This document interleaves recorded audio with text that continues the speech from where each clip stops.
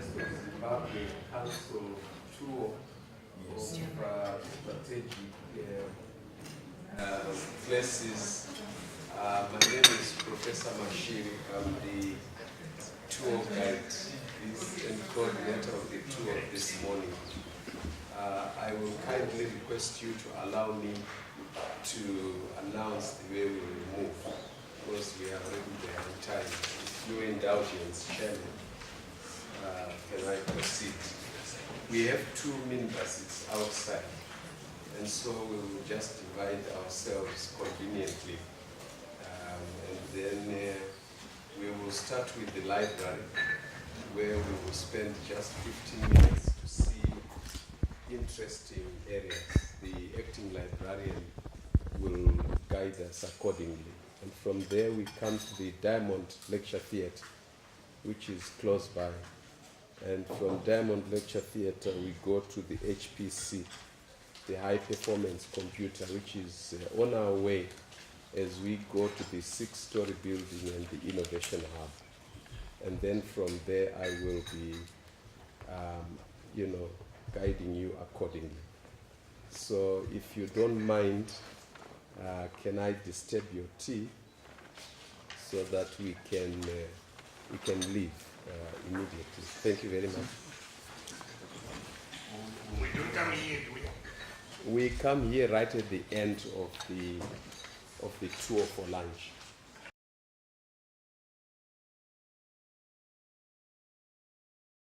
Welcome to the library.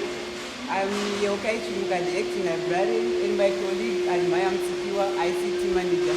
We're going to take you through our training lab, our 24 services, and the research commons. So you can follow us.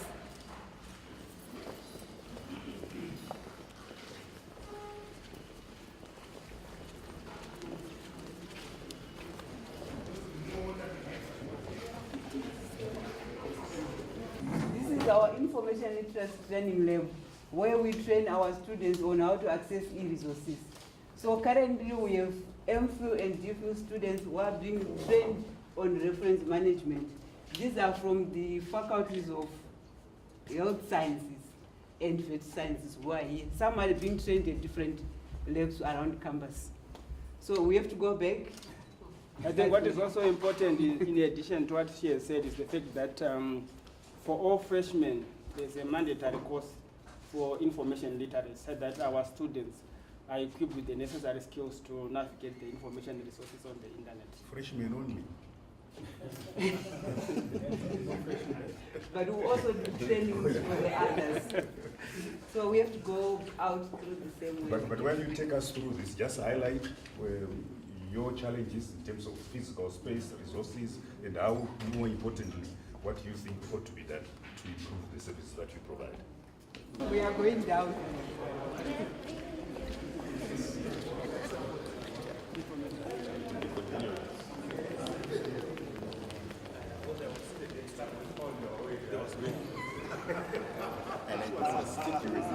This is our undergraduate 24-hour study facility. There they use the computers, and on this side they bring their own devices. There are power sockets underneath the desks.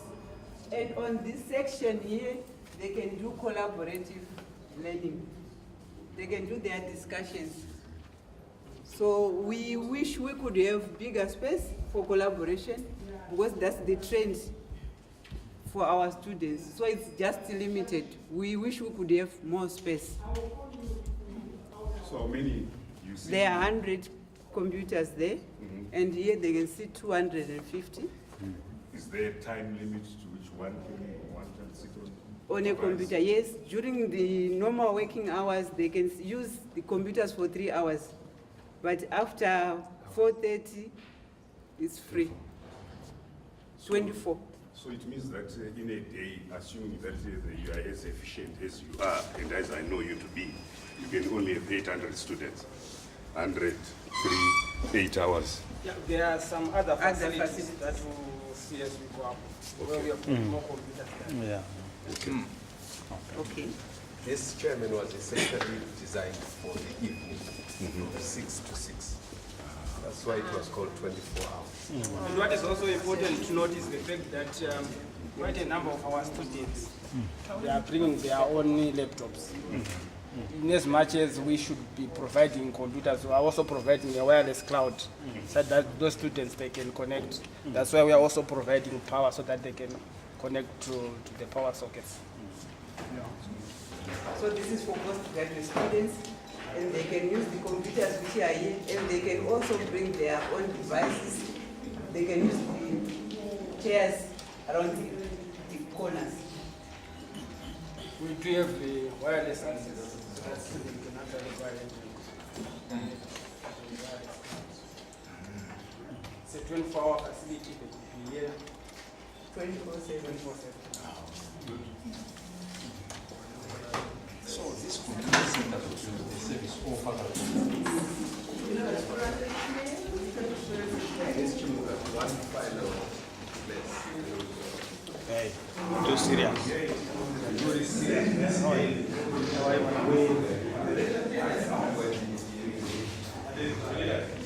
Welcome to our special needs corner for students with special needs. We have got on the computers what is called those. We have those students which are visually impaired.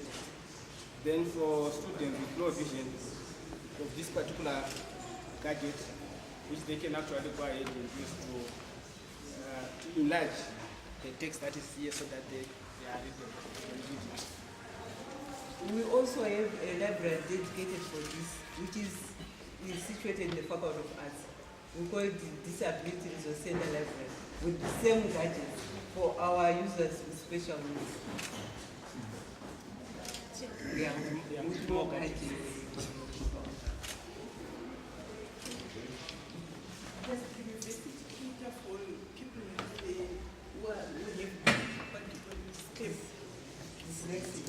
Dyslexic case who can't read, who can't spell, who can't, but you find that they are probably some of the most intelligent. Not at the moment. They are not at the moment. And But those, you can those with speech and hearing impairment? not at the moment. We are working towards that. So it's predominantly sight. Side. Requires quite substantial support. I think when I came in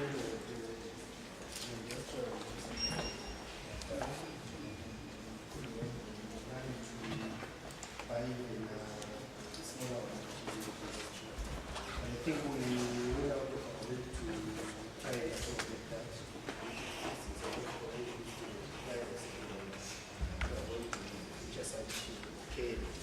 but then it made us learn quite a bit about our facility in the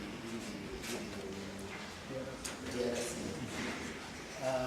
And it requires a little bit of reading in terms of how we structure it and strengthen that facility and where we even locate it. Because I think its management requires convergence of our different faculties. So because this is a special needs facility, so it's very difficult to locate sometimes.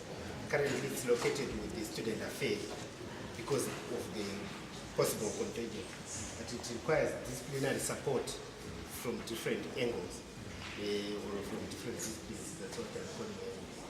And that, in that respect, it requires also rethinking what sort of facilities for who we are talking about. In the background, it requires profiling, a very clear profiling in terms of both the needs and the students who use the facilities. So that area requires quite a bit of attention. I think so. So I think that's in the spirit of diversity, embracing diversity, internationally most people are replacing the word disabled to differently abled. So as a university, you may want to consider that. Thank you very much. Can we go to the last place? Okay, library, thank you. Okay, can we move up? Then second. Commons, it has 234 computers for our students to use. And also we have TV channels for educational purposes. And they also have a conference room where they can do conference calling.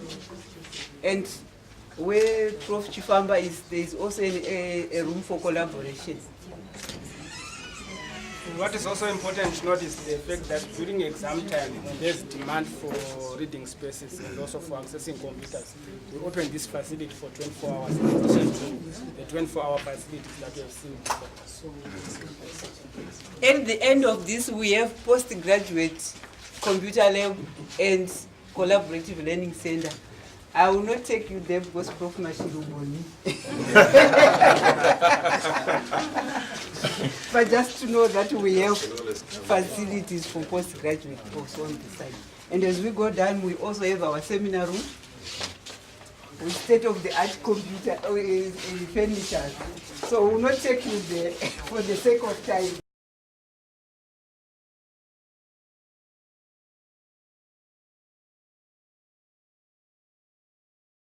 So basically, this is the structure that way. When was this completed? At what cost? This project was completed in 2017. Then the cost was $1.9 million. Then it was done internally. Of course, we are working with consultants in terms of the architectural designs. Then, but the implementation of the project, we did as the rest of Zimbabwe as a way of cost cutting. What informed the seating capacity? Yeah, what informed the seating capacity was the number of students that we were enrolling at that time. I presume we had 2 intakes. Then, so the numbers likely they were coming from the humanities. So because of the pressure of learning space, then we had to construct this structure. Just to add that our largest lecture venue was Humanities Lecture Theatre 500.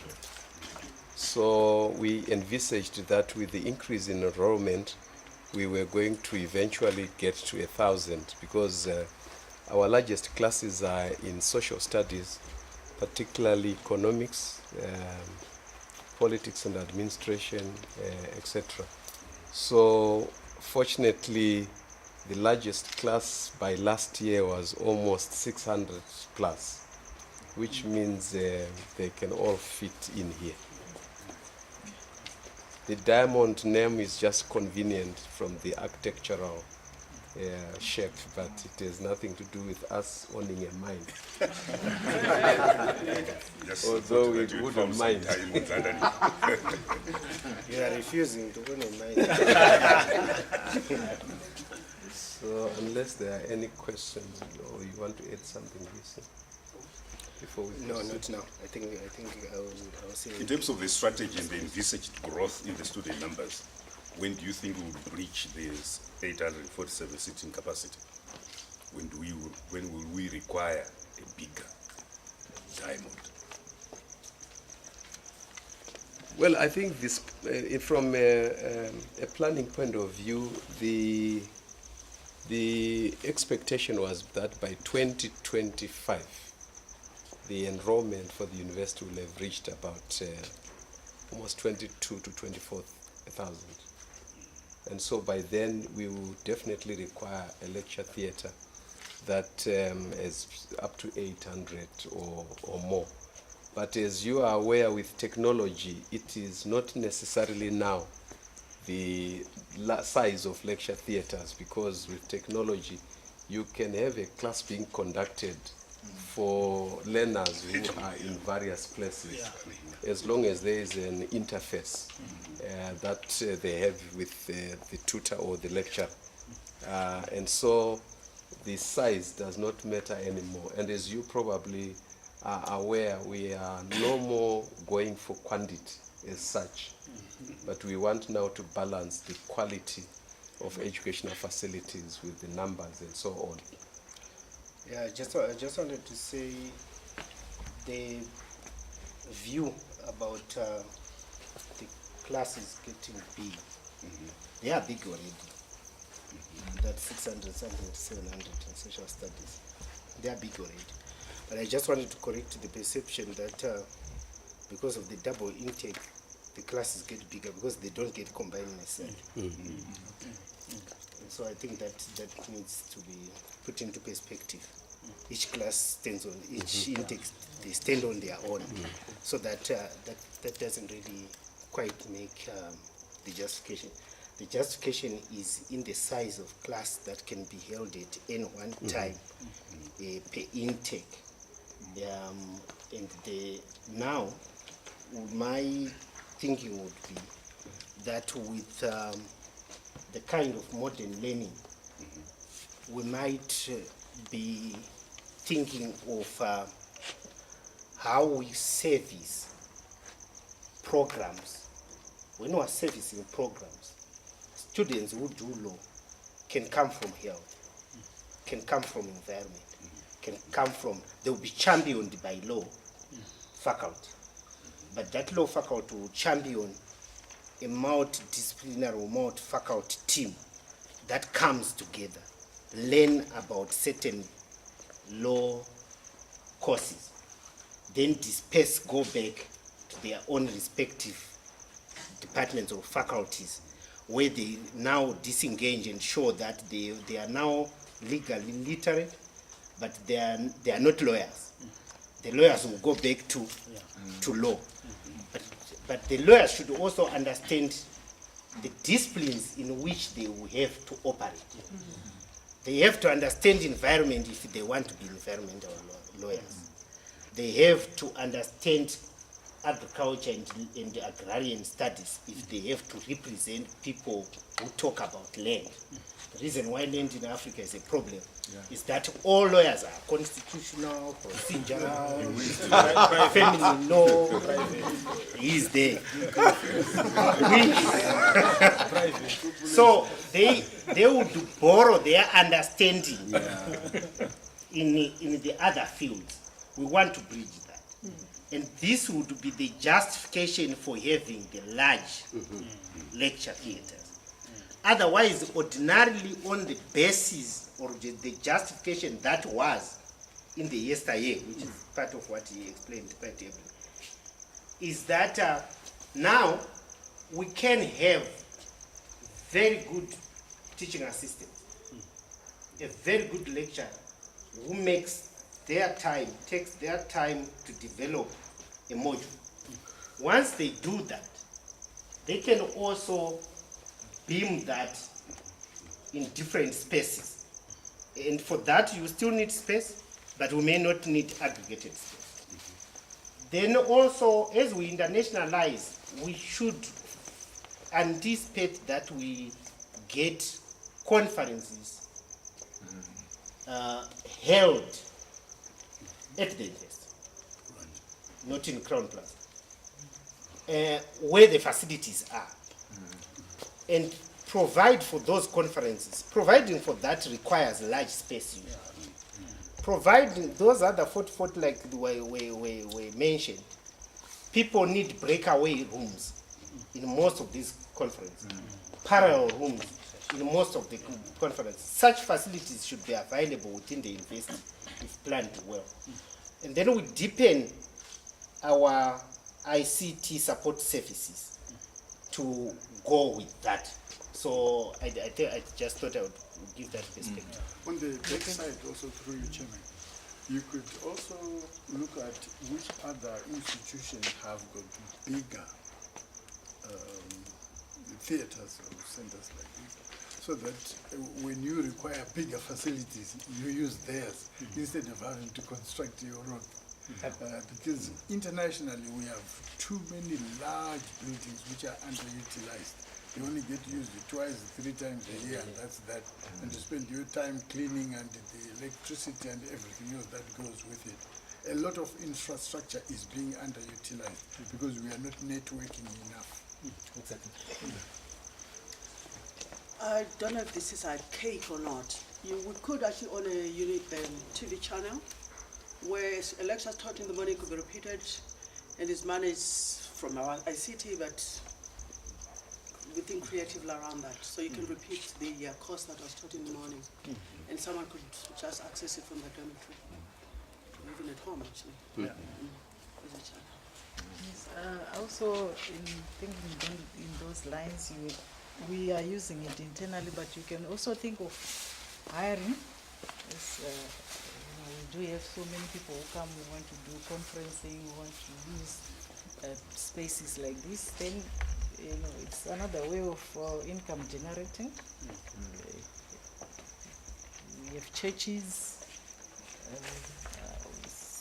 various organizations who might need to use your space rather than what you were saying that it remains idle, but you hire it out to other people.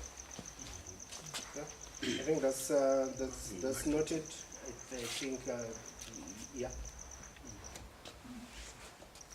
Thank you very much. If there are no further questions, can we go on to our bus? We are doing for time. We are okay. We are now going to the Innovation Hub. Right.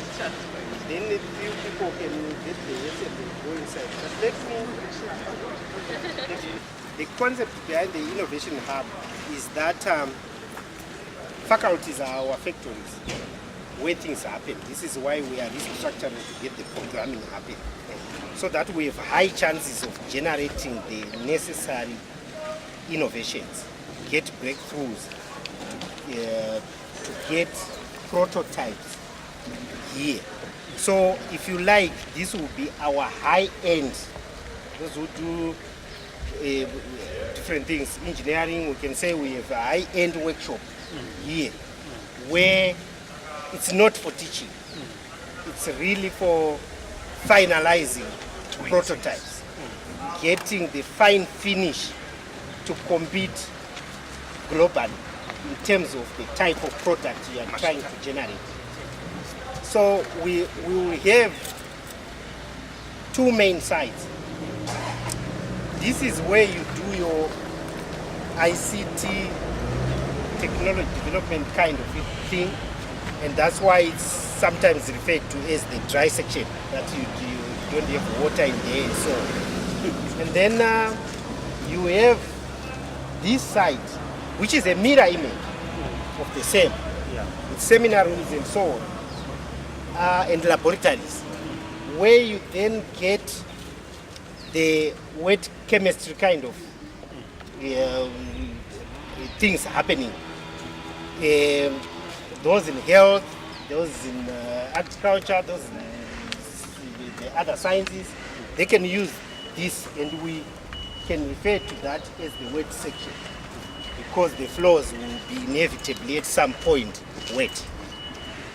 Then, as we will see behind there, we will then have a high-end workshop where we should have the necessary equipment for that workshop, for engineering, 3D printing, things like that. Then we have a lecture theater, just adjacent, you will see. Then we also have a construction of an amphitheater on the other front. So it's a star. The other end of the star, the other space is occupied by the lecture theater. But these other two are open. So you can actually even call the front one a front view. When you see it, you may not see the difference. So the stage at which we are now is the roofing stage.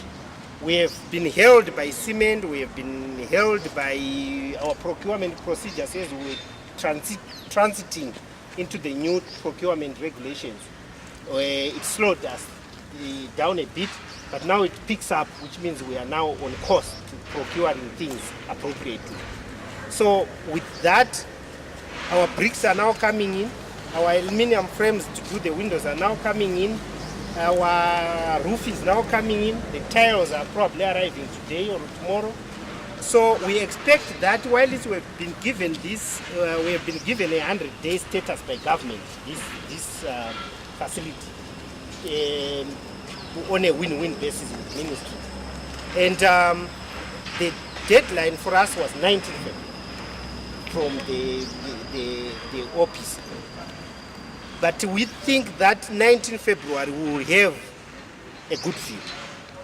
We will be out a little bit because of that slowdown in terms of acquisition of some of the materials. But we will have a good view. We will have a roof on. We will have the frames now beginning to be on. We will have the brickwork completed. You can see they are already doing the skimming underneath, so things are going. We have opened 24-hour construction process. One as a test for our own capacity, and then two to accelerate the process. The building will require additional funding because of the change in prices, and we are continuously in touch with the ministry to try to inform them about that. And it's something that I think we all can appreciate what happened with our market, and they are seized with that. So that's in short. I think we can, if they are. I think allow me to thank the Pro-Vice Chancellor for implementing the 24 hours. That is the direction. That is what it should be. If you go to countries like Dubai, Singapore, the building you see like this the week before, when you go there, it will be finished the next day. That is the direction you must drive us all. And some of those decisions which need to be made in terms of completing them, you cannot say cement was in short supply. This should have had the top priority, and you should have made sure the chairman doesn't sleep, or we all don't sleep, and we all go and get you the cement. That's why we are there, for you to speed up all these things, because there's a lot of money which is sunk in here, and for us to differ around and have buildings take too long to complete is not doing a service to the country. Thank you, Chairman. Thanks very much. Much appreciated. So by the 19th? By the 19th, we hope to be seeing a hub. If we can even do it before. Assuming the procurement systems don't interfere again. No, don't wait for the procurement you system. can't. You can't override them. You'll get arrested. You can. You use the chairman and you use this. That's why we are there. You use the mail, internet and everything. You communicate with us. If we have got to make the decision, we make the decision. It's no use of having all this money lying idle. Unfinished business. I think the point that the Prof has raised is simply that having taken into account those delays necessitated by procurement, because there are issues to do with the regulations and compliance, we will still be on target. And that's commendable. Very commendable. Do we really need to go in there, or will come after the 19th? Let's go around and come back.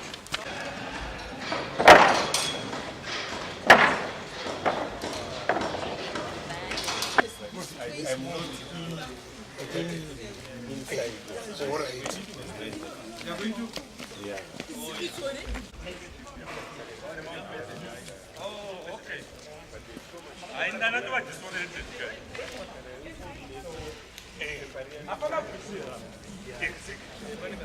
Oh, yeah, exactly. Our esteemed councillors, I think I just wanted to explain a little bit of something that you need to okay us to do.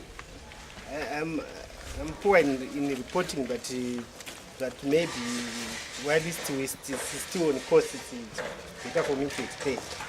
Here, what it will mean is we have demolished glass houses that were being used here, and there was quite an outcry before and so on. But what I'm planning to have is to have those glass houses, all of them, in their modern now structure, being put behind biological sciences. All of them well structured so that all the sciences that use glass houses, they can access them from there. I'm also proposing that I will remove this field lab, this building, this red building. It will be removed We'll reconstruct it at the end towards our floor there. And then we'll put 2 or so high-tech glass houses in front of it, which means all this site will be removed. So those high-tech glass houses are part of the innovation hub, but in the life sense. This was beyond what the ministry was also communicated to or invited when this was started. But I have already mooted that to the people in charge of science and technology in the ministry, and they are quite warm to it. But I wanted you to stay because it involves uprooting some buildings. So it's a field lab. It was supposed to be used when they are managing these fields. They used to be some cropping in these fields. So for now, it's just extra space, basically, because you don't see much of the fields. And it was probably put in as a temporary structure where you just sink the concrete and then fill in with brick. It was not part of a real designed building when the crop science was being established. So it was never meant to be really a well-lasting building. But given that we are not going to put the glass around here, I think it would be costly to destroy it and relocate it. We could find some other use for the office space or something other than waste. But also but in terms of the outlook and aesthetics, it looks bad. Hopefully, when as part of this whole strategy, you will have the university infrastructure master plan, then inform us and show us this is where you want things, this is where they are, and eventually they will look like that. And then we'll have a better appreciation of the context in which all this will happen. That's in progress. Thanks very much. You see,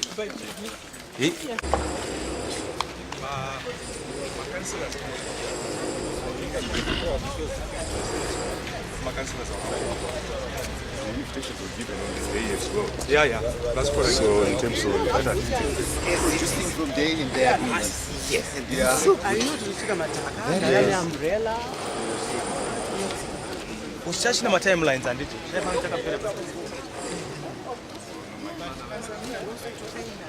Yeah. We just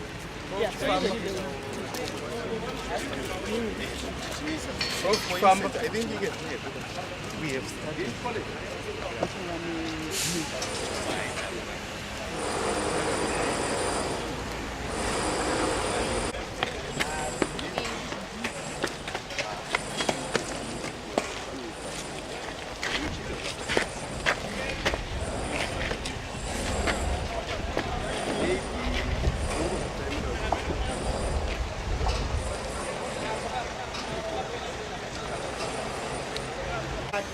But this structure, the dentist... Still a prefab, but we've been working in the facility ever since we set up. So the clinical teaching is what we do here, but the lectures and everything we do on the other side where I'm coming from now. So today we don't have clinics currently running because our 5th years are in lectures, but you'll be able to have a tour and see what do you do when you've got clinics running? Oh, you mean what we've taught them in the lecture, they are now doing the actual clinical work, and the supervisor will be making sure that whatever they are doing is correct, the patient is safe.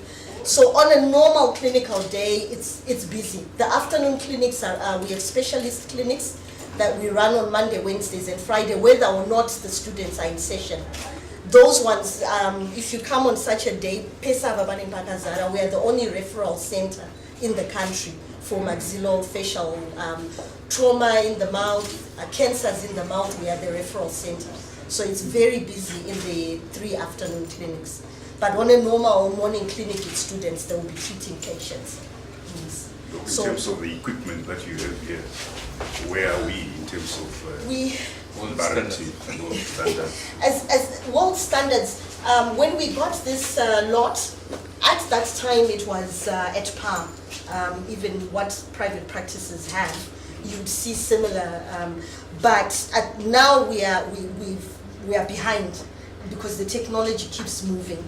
And where you've got student training, the volume of patients that we see is very high, so wear and tear is much faster. So you'll see that we need to be now thinking about replacing some of the units. As we go down, you'll see there are 3 of the treatment rooms, the chairs are down because we are currently trying to repair them. So we are challenged as far as the equipment is concerned. But 2-3 years ago when we got this lot, we were really happy because we were at par with anyone out there. So we need to procure again, to upgrade. But it's functioning. What we have is functioning. We are able to treat. Chair, can I just comment, Chair? I think the underlying problem or a strategy that we could use is really the policy on disposal by the university. The university should not dispose equipment because now it has ceased to function. The university should dispose equipment because it's getting out of sync, so that we can also be a source for practitioners. They buy from us, we recover value from such equipment and get top-end equipment. This is my proposal. So that if it becomes really a policy, it means that we benefit even the other practitioners. Something like that. In fact, from what you're saying, what should really happen is even the young junior dentists, as they want to set up, they should be able to then say, universities disposing. I can start with that because it's still working, but it's maybe one grade behind. Like in your profession, what are the newest equipment which you would want in here, apart from what you have here, which would do similar, but now it's upgraded? It looks similar, but it has certain functions that we would need to have. Yeah, we will go and we'll go around to we have an orthodontic specialist project just round the corner, and there you will see one of the we are maybe there are 3 or 4 in Harare of such X-ray units. We are one of them. So that one we are at the very top. So this building is about the best location we can be. It's not location-wise, yes, because we pull our patients from the hospital. But status of the building, it's not the best. It's very disheartening, actually. Yeah, it's not the best. We've painted it we painted it 3 years ago. We were able to get funding from the university and we painted, but it's not the best. But the hospital has been talking about demolishing the whole structure and putting up a new structure where we would still be accommodated. They started talking about that last year, but we haven't seen any progress. We'll continue to talk. So where do you do the actual treatment? So this is just the weights. That's where we could fit. The treatment rooms are just round the corner. Okay. What our initial consultation for ortho? It's 25. Okay, no, but our full treatment is 2,000. 2,500. Per patient. But if we do that, because our idea is it's expensive but necessary. So we don't want to charge similar to the private sector where we won't be able to teach, the patients won't afford. But it's spread because this is an 18-month treatment. So if a patient starts orthodontic treatment today, the completion of that treatment will take 18 to 24 months. And so we have an arrangement where we say to them, you must pay an initial amount for us to acquire all the instruments that are required for that treatment. And then thereafter, they stagger the payment so that we're able to teach. I don't know what orthodontic is. It's the braces, we realign the teeth. Yes, it's to put the teeth back in their normal order so that a patient can talk and eat, but it's realignment and it's very technical. Does it also involve the replacement of That one we do in the general of missing teeth. No, We do that in of the bone just below the teeth. the bone, that's maxillo. That's our afternoon clinic that I was saying is Okay. very. That's the one where we are the only referral center. We do. I think you saw in the media the cleft, lift, and palate smile train last week. It was our surgeons who were running that. So we are the referral. Yeah. So here we do this kind of work. Yeah. When we realign. Yes. So the last thing is just round the corner. That's the gadget I wanted you to see where we have. I think we are in Harare with the panoramics like this. Maybe 5 or so. Oh no, I think 2. I think we are 4. Yeah, this is the 4th one here. So we just want you to see it, and then I think we'll be back. So the setup is a little bit on the higher end. But When was this acquired? we acquired this. This is about 3 years old when we started the program. Afternoon, everyone. Thank you for coming to our Research Support Center, and we welcome you to our Research Support Center. This is our reception area. We've got a boardroom and a training room. Currently, we've got students who are being trained under a project called Amari. So maybe I can just give you a brief background about the Research Support Center. So this was started in 2010, end of 2010. To address the needs, research capacity needs within the college. And we started using funding, external funding from Wellcome Trust. It was one grant that we got in 2010. And then we established our Research Support Center, and we got further funding from the MEPI, the NIH grant from USA, and also from the Dutch government. And in 2014, we managed to construct this building, which was officially opened in August 2014. So as the RSC, we provide an array of services. We provide training services, research methodology trainings for our students as well as our faculty. And we also provide information services. We provide information on funding opportunities, on training opportunities that are available. And we also provide clinical trial monitoring. We also supported with research governance, also to address gaps within the college to do with governance issues, and we managed to spearhead the development of college research policy. I think I'll give a copy to our... Unfortunately, I have a few hard copies. The VC doesn't need it. We can always circulate this copy on email. Yes. So in terms of grants management, we started with just one grant, the Wellcome Trust grant, which we used to establish the Research Support Center. And currently now, 2019, we are managing about 30 grants. 30? Yes, 30 grants. With a value of about 15.6 million. And all in all, over the past 8 years or so, we have managed in excess of about 40 grants.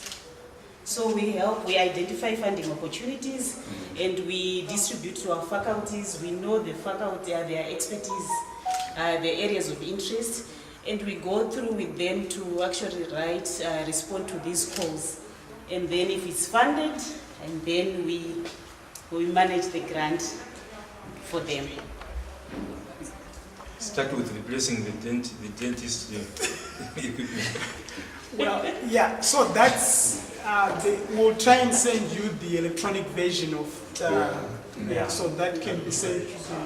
But this is Research Support Center. It's not institutionalized at the moment, so it's being funded by grants. So if you are listening to the Dean's presentation, the hope is that it can become part of the university. The staff here can be university staff, but at the moment it's just Mana Kango part, but the hope is that it becomes part of the university as a whole. Wait, I don't understand this. Are you saying this is not a part of the University of Zimbabwe? it is, we use the logo, everything, but the funding of it, like she is not paid by the university.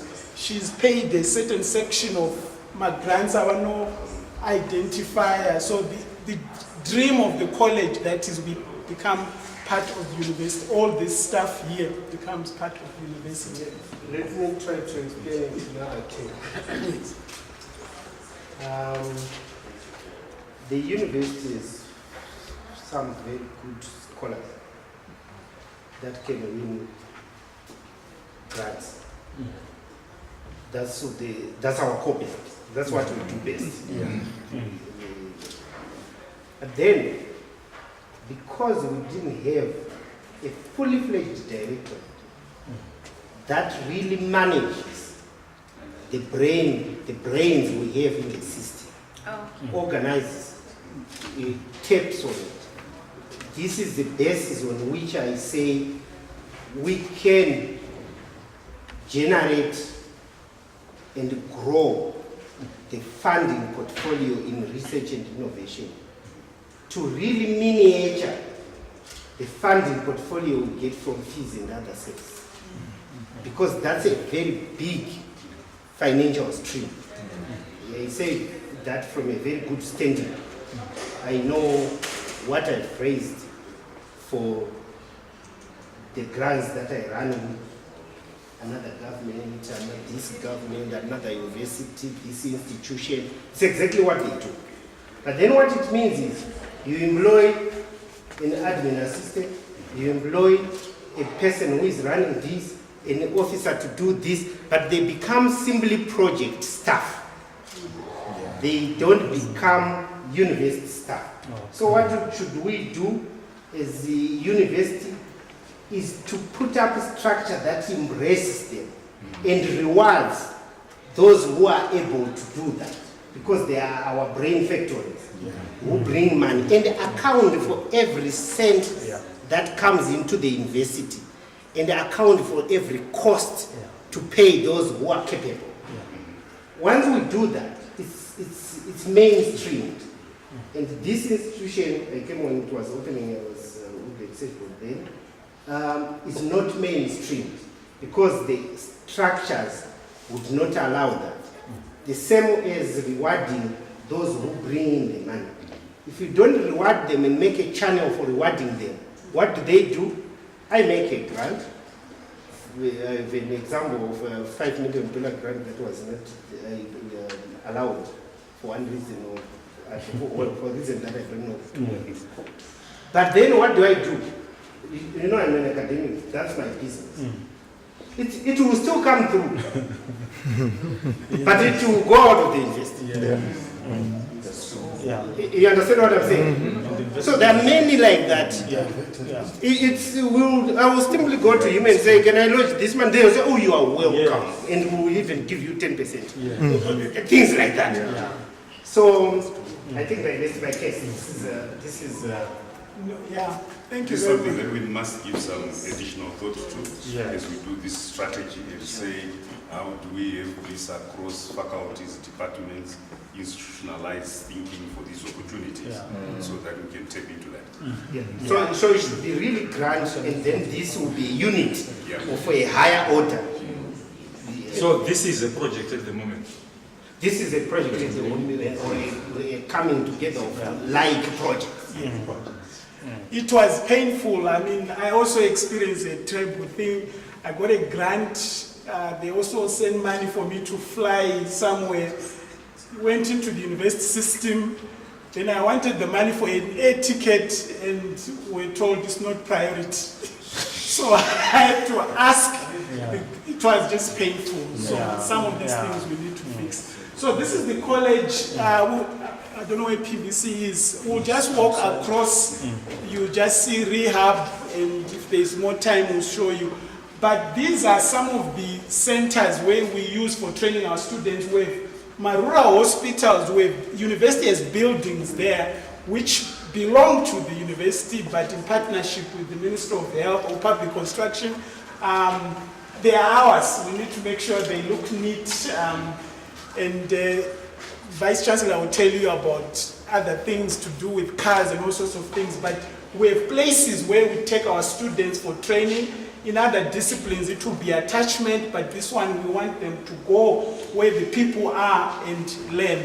But we have a relationship with the hospital. If you're also listening to the dean, we don't own the hospital. Trima Roger, sometimes kana uri Roger, and kana like right now there's a big shortage of medicines and things that are required for students to learn.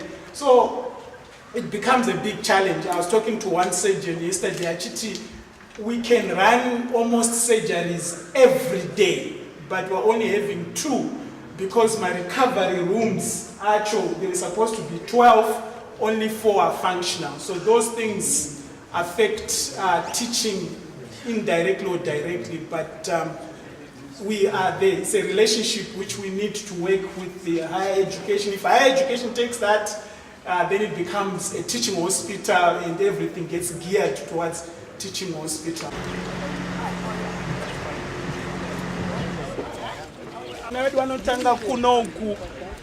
The real science before they go in. When they are this side, our Batima patients, they just and all my lectures I don't think we have time. I don't know why. Now, this one we thought it's important for you to see because traditional medicine, how we can merge together nana crop science, nana so Dr. Mtingwende will take us through and you also be able to see the machine. I think Vice Chancellor mentioned it sometime, Irim Khartoum. And so Dr. Mtingwende take it. Afternoon. So this is our new pharmaceutical chemistry lab. It has a capacity of 120 students. Yes, I think it's just 2 years old. And this is where we do our pharmaceutical chemistry and also pharmacognosy practicals. So pharmacognosy is mainly herbal medicines, like what our students are already doing here. So they are working on their projects, screening for active compounds in medicinal plants. Then they will do the formulation where they can produce tablets. Then the pharmaceutics lab will show you the equipment that they use for that. It's almost semi-industrial. Yes, so we can make tablets like you were asking. When we have tested there, we have screened, we see activity. We do animal studies, then we can make the tablets here. Then the apparatus which we use to test for the quality, the different quality aspects, the solution, friability, etc. we have from there. So then, if I'm making tablets for sale commercials? Now we cannot do commercial, but we have a facility which we are already upgrading to meet the requirements for commercial production. But for now we are just doing in terms of product development, but not yet commercial. But once that facility will pass through, is up and running, then we can do commercial production.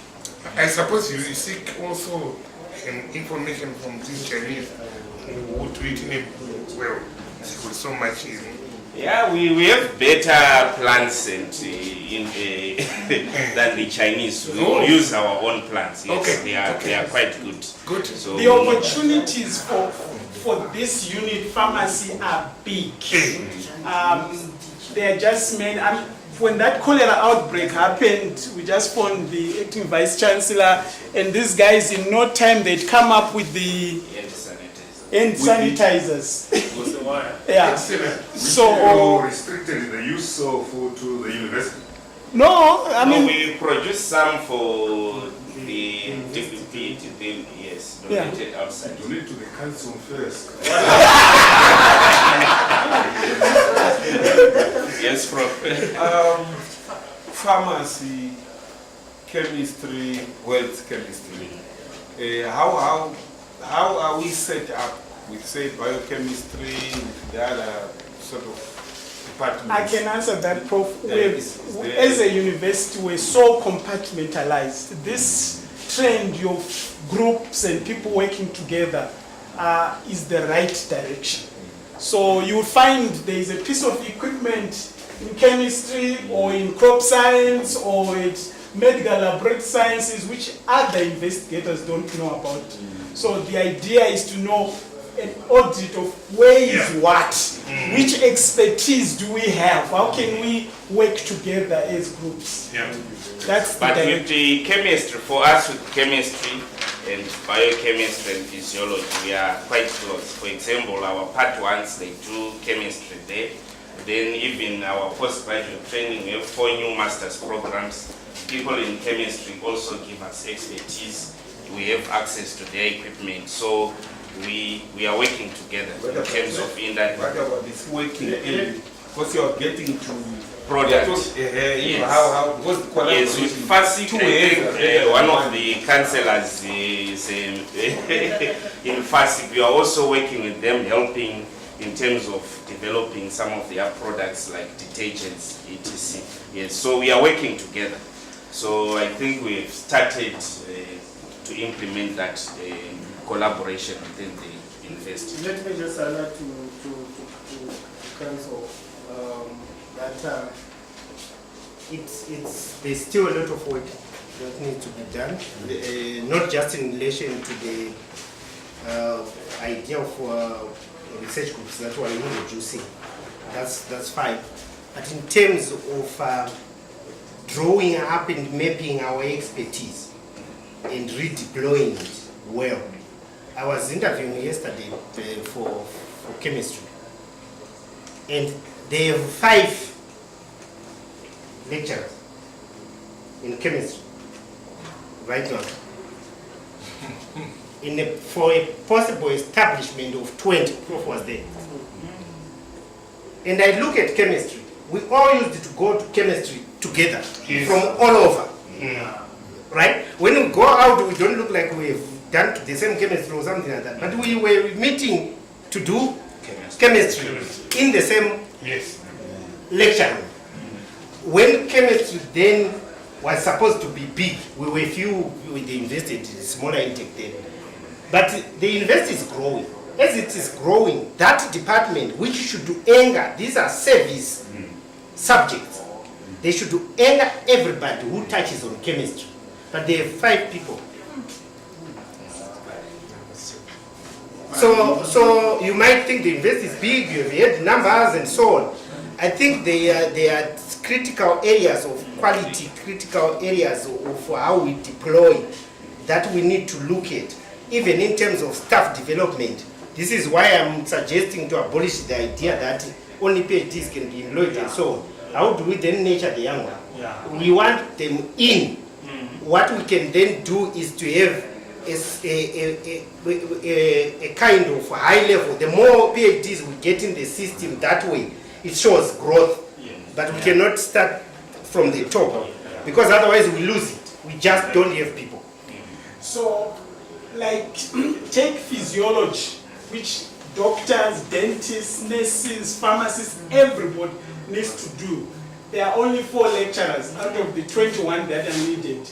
So, this Kunok, they can learn in lecture theaters, but when they go to the hospital, it does not work. You can't have more than 7 students at bedside.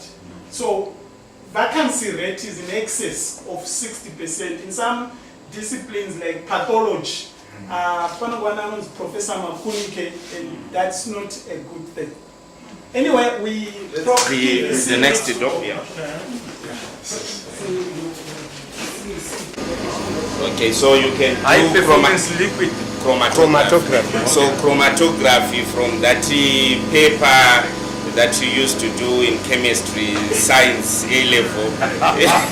So now here we have an advanced one where you can do separation of many compounds. So here we are mainly looking at our natural products. So once you have done the separation, you now do the detection on a mass spectrometer. So to help with the initial structure elucidation. So this you can link to several other detectors which for different applications. But for now, we just do mass spec for initial. Yes, Prof. Are you providing a service to the rest of us? Yes, we are providing a service to the rest of the Invest in Africa. And there is such a issue on this. It's already working. It's only the official way the VC has not come in to say now you can work, but you are already working. Let me just reinforce the point that these machines require special conditions in terms of the rooms in which they work. These machines are very expensive. Not that university cannot buy, but they are expensive. Then these machines require high-tech maintenance service, which means our level of technicians that are supposed to do the regular operation and the regular servicing before we call the specialists who come regularly, like every 6 months or once a year. They require some provision, even in terms of forex. So the university has some of those expenses. They come from trying to maintain such equipment. And they can service industry, they can service mines, they can service other universities once we have such machines. But what we need to do is to have them located in special units and allow those labs to be accredited and known globally, that there is what we call referencing. They are supposed to receive reference materials periodically. They are running through with specific technical capacity in terms of technicians, where they are blinded and sent around the other labs in the world, compare the results. Ring testing here. Yes, then they get their certificate. And that way, that's what makes us international. I just thought I would explain that. Thank you.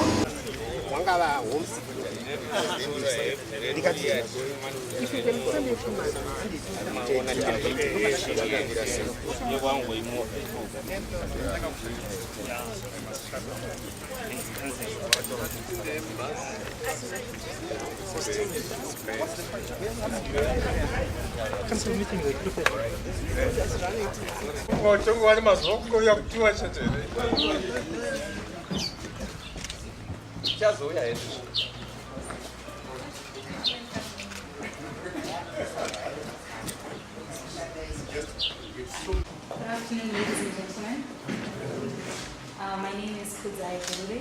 I'm one of the engineers here at the Zimbabwe Center for High Performance Computing, and I welcome you today. Before I start, I'll allow our director to introduce herself. Thank you, Kudu. Good afternoon once again, ladies and gentlemen. My name is Ms. Dube. I'm the acting technical director of the Zimbabwe Center for High Performance Computing. I'm actually a part-time lecturer for University of Zimbabwe as well. I was hoping to see my chairman here, but he's not with us. I welcome you to the center. You're very much open to ask any questions, howsoever you wish. I'm also going to, before Kudzi makes a presentation, I'll probably ask one person from your delegation to give us brief introductions so that at least we are at the same wavelength before we go any further. Thank you very much. Madam, thank you very much. We won't introduce everyone except to say that we have our chairman of the University of Zimbabwe Council, Dr. Masuku, here with us. And then we have our acting Vice Chancellor, Professor Mafumo. We have the rest of the members, esteemed members of the University of Zimbabwe Council, and members of the executive. For lack of time, I think that will suffice. Thank you. We welcome you very much. I also speak French, so in other words, we say bienvenue. So before we go any further, I'll ask Kutai to give you a brief introduction. She's going to touch a little bit on what is high-performance computing, otherwise known as supercomputing as well. It's a very recent and rare skill that we have here. We have about 7 high-performance computing engineers in-house. I am one myself. I hold an MSc in high-performance computing. I also hold an MBA, and I'm actually registering for a PhD with the University of Zimbabwe as well, to do business intelligence. However, I'll hand over to Kuzai so that I do not take much of your time. So, okay. Oh, apparently we have about 5 minutes for the... The fastest is currently the Summit from the United States of America, which is over 100 petaflops in terms of processing power. These are the specifications for the supercomputing system that we have here. And our processing power is 36 teraflops, or 36 trillion operating points per second. The operating system is Red Hat Linux, and our cluster has 120 nodes with 1,660 cores altogether. These are the units that do the data processing. This is just a look of what each cabinet looks like when we open them. We're just going to have a brief tour afterwards. So some of the applications installed are listed here, and they cover various domains like engineering, weather and climate, as well as computational chemistry, but they're not limited to these. This is the ground floor plan of our center. And this is the power design of our center, which has been put in place so that we have a redundant power system and we have no power outages for the system. So I'm going to just look at a few applications of the high-performance computing system that we have. So precision weather modeling is a very common use of high-performance computing systems, and we have the Met department which uses the system on a daily basis to do their weather forecasts. So they've actually been able to improve their accuracy in their weather forecast, as well as the time frame it takes for them to do the data processing. We have application in life sciences, and these range from biosciences all the way to computational chemistry. Amongst us, we have Mr. Wakantidara from the chemistry department, and I'll just give him 1 minute to briefly tell us the project that he did using the system. Thank you, ma'am. Yeah, I'm currently doing my PhD in analysis of jatropha phobo esters. In other words, the poisons that are in jatropha. So we use computational means to analyze the mechanism of the toxicity. But we also have some other projects with our students. We are currently working on drug discovery. We are researching on AIDS drug, the sugar diabetes, and also cancer. So we are at various stages of success. Thank you. Thank you very much, sir. He did mention that he actually published a white paper for that particular project, and we're going to be publishing it on our site as well. So we also have the use of HPC in finance and economics. There's a doctor from the University of Miura who did a stock market price prediction system making use of high-performance computing and neural networks. And this is just another application of HPC that is being used in the local space that we have. In civil protection, HPC is being used to create early warning systems for various natural disasters that occur. We have Dr. Murira from SIRDC who did a flood forecasting map for the Zarabanic area. And this is also one of the past projects that has been done in this domain. HPC is also being used for space research, and we have the Square Kilometer Array project, which is being done so far by South Africa and Australia to discover parts of the universe that have not yet been discovered using the current telescopes that are currently available. HPC is also used widely in media, and this is for the creation of various media contents. Video rendering is a very compute-intensive process that makes use of HPC, and we're looking into opportunities to use it for this as well. We're also using the system in the field of artificial intelligence.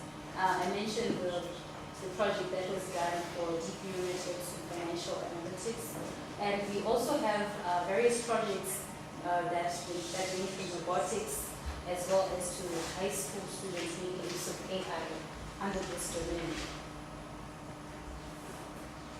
So here is just a list of some of the past projects, some that I've already mentioned.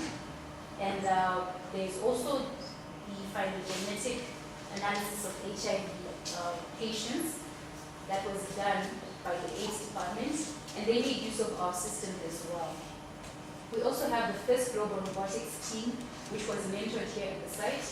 And we also have the artificial intelligence for high school students, which was conducted by Dr. Chi. So these are just photos of the robotics team and the high school students doing artificial intelligence. So future projects that we have been looking into are the use of augmented and virtual reality. And we also have projects that is targeted at the eradication of bilharzia as well as cancer, and another project that will be targeting malaria. So these are some of the things that we've been working on as a center to make use of the HPC for the betterment of our country as well as its citizens as a whole. With that, I thank you for your attention. Okay, in addition, I'll just say that you notice that most of the work that we're doing, we are working with research scientists. However, we want to start engaging undergraduate students. So very soon we should expect a letter from you. We are introducing what we call cluster building competitions. This is basically where we are integrating engineering students and computer science students in building high-performance computing clusters. Basically, this assists them in understanding how an HPC is built or how a supercomputer is built, and then understand how to implement it in different types of projects. Because we realize that right now the challenge that we have as a country is the awareness of what an HPC is. People really don't understand. Because by now, being situated here at the University of Zimbabwe, the number of students who are supposed to be coming, who are doing their thesis, should be actually interested in making use of the HPC and improving their results when it comes to research. Myself, when I did my MBA, I actually used a high-performance computing system to determine how an advertising company, or rather a supermarket, can place its products in a shop. For example, you can take someone who buys a loaf of bread. Most of the time, that person will buy a loaf of bread plus margarine and tea leaves. So now it's for the supermarket to determine whether I put my bread and the margarine and the tea leaves in one row or I put them in different rows. Because one can say, let me place them in different rows so that by the time a customer is moving within the supermarket, they are seeing other products that they'll be tempted to buy. Or someone can say, let me put them in the same row for what? For convenience. So an HPC can also be used for decision making, general decision making. So before we go, I start talking a lot about the HPC, which I can do for hours. I will ask that we can take a tour. Do you have an access card? Okay. We'll take a tour so that we see the machine itself, that you may have an appreciation, because most of the time when we talk about a high-performance computer, people imagine the normal desktop. But however, a few years ago, about around 98, 96, the current i7 laptop, they were being considered high-performance computers back then, but they have imaged it. You know how technology is very dynamic. Right now, we have such big machines, but now we're working towards reducing the size of the high-performance computers back to the what? To the desktop machine, but carrying out the same task that these massive machines are doing. So I welcome you I will lead you actually so that we can see what the machine itself. I thought this was the machine. So, it's very 24 hours in the commercial channel, but it's not that much because of this. Then somebody then do something within 30 minutes. Okay. Uninterrupted power supply. Basically, computation is on the client. If you are computing during the night, you understand, then if there's a power failure, usually it will report and let you know that is so that you have 30 minutes to compute. But sometimes your computation might require more time. So it means it won't be able to compute, but then you get a chance to save the data that you have collected.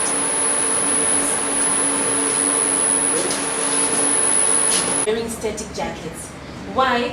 The static on our bodies, they interfere with the components of our machine. So usually you're supposed to wear the static jackets so that you can be able to enter. Is this them? Yes. Yes. So can I wear? No problem. You can wear any. Can I please have one myself? Yeah, sure. This one is So,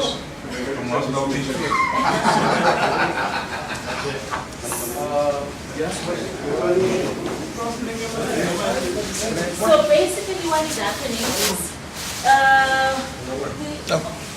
our machine goes to what we call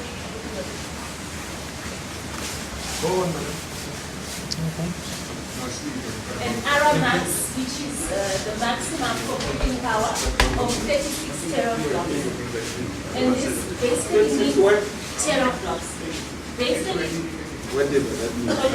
These are like 36 trillion instructions per second. However, this is not fast enough even for us. That's why we are intending to expand. Because at 36 teraflops, for example, one of our major users is the Met Department of Zimbabwe. Out of our 1,600 cores, they make use of 900 cores. And for them to compute or to forecast weather for 2 days, they need 900 cores for 30 minutes. And usually for us, when it comes to computing in high-performance computing, we don't even want someone to wait for 30 minutes for their results. So that's why we want to increase the computing power so that even when MET is computing, they don't have to wait for 30 minutes to get their results. At least it's about a 10-minute job. Because when MET takes 30 minutes, it means when someone else comes and they have a job that requires more computing nodes, they'll take more than 30 minutes. Or rather, it means when MET is operating and we have someone from the University of Zimbabwe who wants to use more than the remaining 500 cores, they have to wait for MET to finish first. Because usually what is supposed to happen with parallel computers is we're supposed to have as many jobs being executed at the same time without people having to wait. So when our queue becomes long, it means that we need more computing power. So this is why we have requested the government to what? To have more computing power. The temperature of the server. And then I'll open one cabinet. This is an example of the cabinet that we have. Our supercomputer comprises of different types of computing nodes. These are what we call the CPU computing nodes. They are similar to the ones found on a normal desktop machine. However, they have more speed as compared to the normal desktop machine. We do have different types of computing nodes. When I say computing nodes, I mean processors. These are CPU processors. Then we also have what we call FAT processors as well, and GPU processors. GPU processors are the ones that are responsible for the graphic processing on your normal machine. However, GPUs also have an advantage, especially in the domain of artificial intelligence. They are faster as they are divided into blocks and with so many threads inside them. So they have more computing powers to the normal CPU. So depending on the type of application or the type of research you're carrying out, it determines basically the type of what? computing nodes that you require. So when you come with your project, we sit down, we realize what type of results you're expecting. We advise on the type of computing nodes that you're supposed to be using. We also advise on the number of computing nodes that you require for your project. So it's actually a trial and error. We actually have a grace period of testing your project if you're getting adequate results, meaning that if you come with a project, I can tell you offhand, because I've worked with HPCs for some time, I can tell you offhand that you probably require 3 CUs and 45 FAT nodes. However, we keep testing and checking on the results because it's you as the user who understands that these are the best results that I can get from my project. But however, we are there to guide you on the technical expertise of using the HPC. So this is basically all our cabinets are similar with different types of computing nodes that we make use of this. So like I said, this node we have about 12 CUs in one rack. 12 CUs in one rack, amounting to the 1,600 cores. Of late, people are bragging about the i7. That people directly translate to 7 cores, but it's not true. Let me just elaborate. When we say i7, it's basically the number of stars we are giving to the processing power that a computer has. It doesn't necessarily translate to 7 cores. But for laymen, we just agree with them that it's what? 7 cores, so that they can easily understand. We assume that an i7 has 7 cores. Our machine has 1,660 cores. But our 1,660 cores are not basically 1,660 CUs. Like I said, we also have GPUs, we also have FAT nodes. A GPU node can actually have up to 64 threads, meaning it can actually work as if it's a combination of 64 what? Normal CUs. So this is how fast our machine can go, and however we're still complaining that it's what? It's not fast enough. So we're trying to incorporate more people in making use of that, of the HPCs, because it makes our argument more viable when we are requesting for more processing power, because we don't request for processing power for just one client.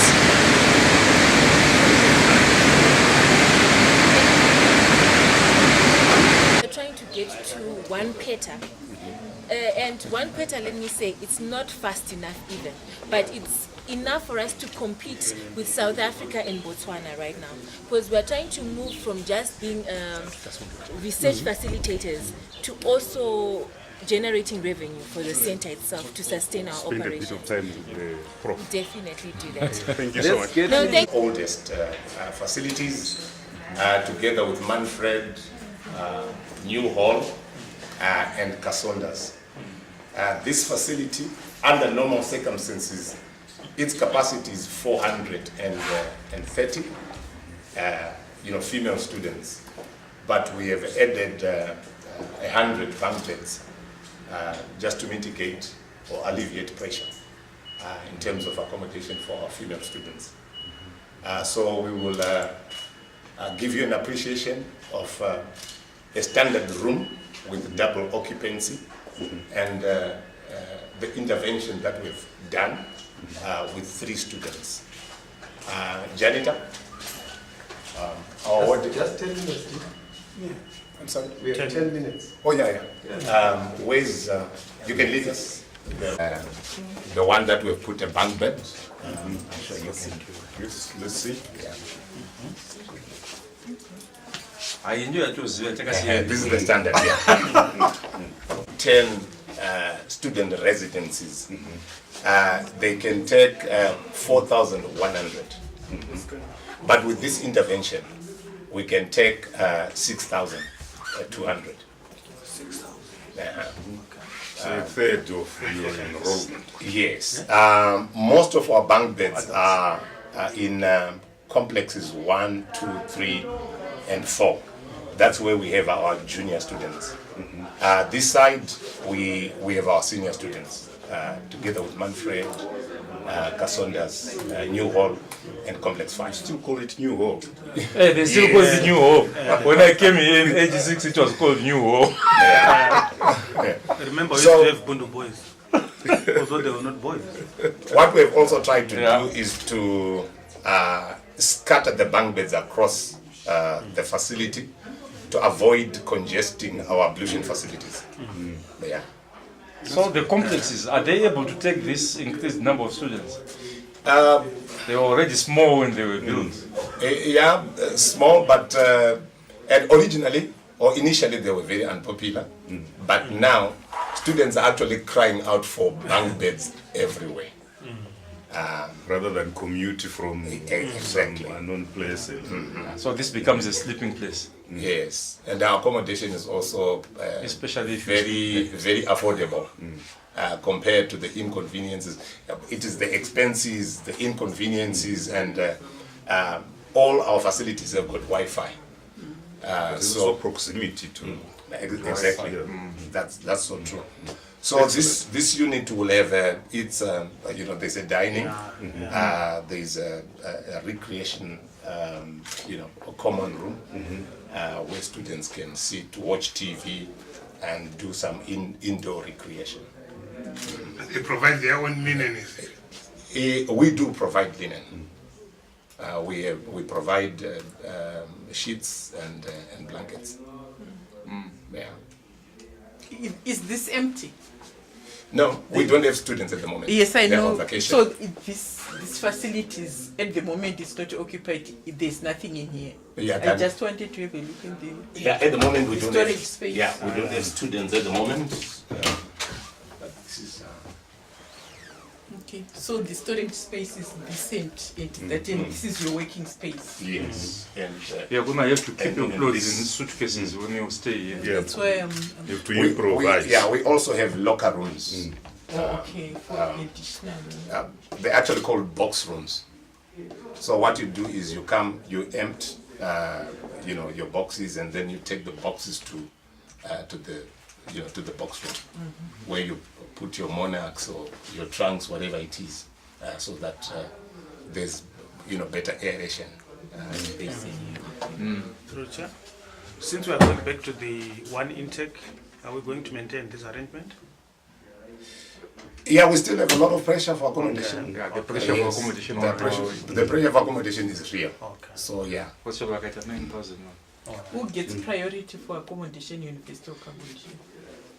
In our first priority, we have about 400 students with disabilities, and then our first years, 1-1s in particular. When we had 2 intakes, it will be 1-1 and 1-2, and then final year students. We also have a cohort of international students. That's how it has been always since been time like that. immemorial. Yeah. So thank you very much. Thank you. Yeah. Thank you.